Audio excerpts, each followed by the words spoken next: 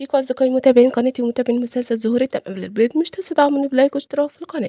تم سرقة نص مسلسل ظهور الدم، وإن القصة الحقيقية مختلفة تماما. مسلسل ظهور الدم الذي تم بثه مؤخرا تم سرقه من نص مسلسل سيرة الذي بدأ بثه في عام 2006 واستمر لمدة 3 أعوام.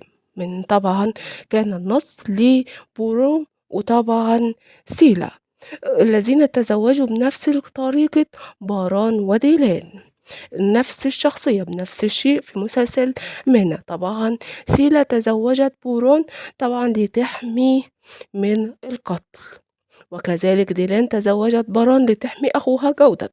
أسماء الممثلين الرئيسيين متشابهين جدا. هناك عديد من الشخصيات المتشابهة في المسلسل زي زينار آغا اللي هو طبعا سيلا، وحسن اللي هو حسن أو عم بارون.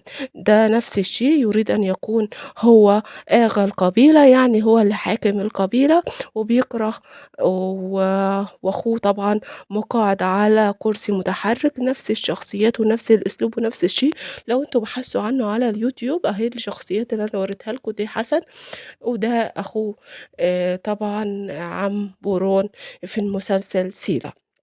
شقيق سيلا الأكبر طبعا كان أزاد، وطبعا شقيق ديلان الأكبر جودة، وكل منهم تزوج من أجل حماية أخوتهم الأكبر سنا منهم.